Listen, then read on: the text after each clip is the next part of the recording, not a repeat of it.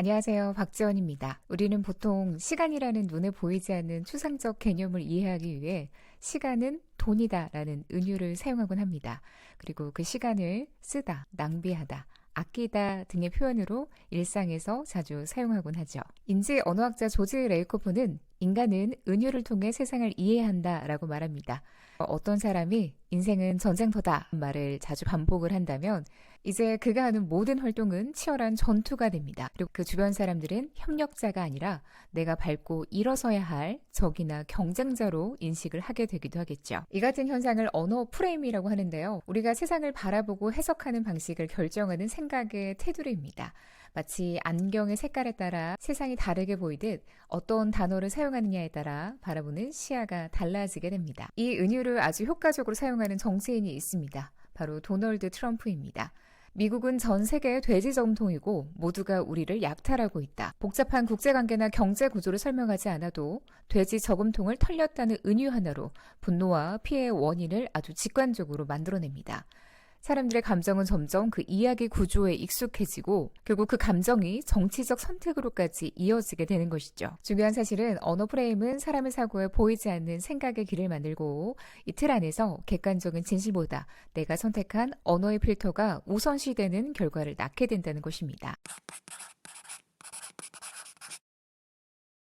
앞서 이야기했던 인생은 전쟁터다라는 은유를 다시 떠올려 보겠습니다. 어떤 사람은 이 말을 듣고 그래 더 열심히 살아야지라고 받아들이고 또 어떤 사람은 그래 치열하게 버텨야지라고 해석을 합니다. 그런데 자기 연민에 빠진 사람들은 이 은유를 전혀 다른 프레임으로 받아들입니다. 그래 인생은 전쟁이야. 그런데 나는 이 부상당한 군인이야. 프레임으로 해석을 합니다. 자, 여러분 한번 상상해 봅시다. 전쟁터 한복판에서 총상을 잃고 쓰러진 군인에게 현재 남아있는 마음은 무엇일까요? 첫 번째, 행동의 정지입니다. 나는 상처 입었어. 나는 스스로 일어날 수 없어. 그래서 여기서 꼼짝 못해라며 스스로를 방치합니다.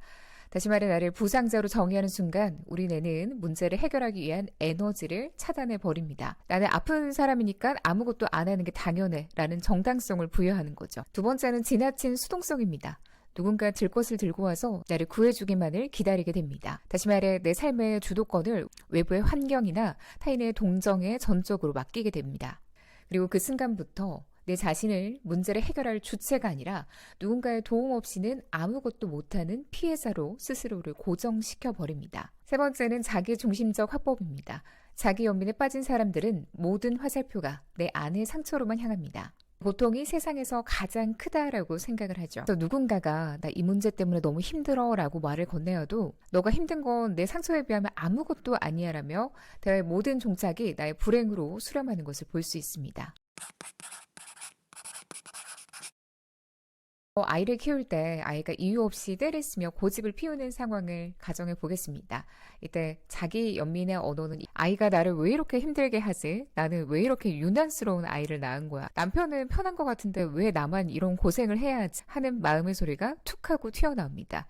이 말은 겉으로는 자신을 향한 위로처럼 보이지만 실상은 스스로를 불행한 피해자라는 프레임 속에 가두는 행위입니다. 이러한 언어 습관은 나를 불쌍히 여기는데 에너지를 다 써버리기 때문에 문제를 해결할 힘은 사라지고 상황은 더욱 막막하게만 느껴지는 거죠. 자신의 상태를 인식하면 자신의 감정에서도 한 발짝 물러설 수 있습니다. 잠깐 숨을 돌리거나 잠시 멈추는 등 즉각적인 말과 행동에 제동을 걸어야 합니다. 예를 들면 지금 내가 많이 피곤해서 날카롭게 반응하고 있구나. 잠시 숨을 좀 쉬자. 그리고 차분하게 다시 말하자. 결론적으로 우리가 매일 내뱉는 말의 습관을 점검하는 것은 곧 우리의 생각의 지도를 새로 그려내는 것과 같습니다. 내가 무심코 사용한 언어들이 나를 응원하고 있는지 아니면 나를 보이지 않는 감옥에 가두고 있는지를 늘 세심하게 살펴봐야 하겠죠. 내가 내뱉는 말이 곧 내 삶의 행복의 키라는 사실을 잊지 않는 하루 되시기 바랍니다. 함께 이야기 들어주셔서 고맙습니다.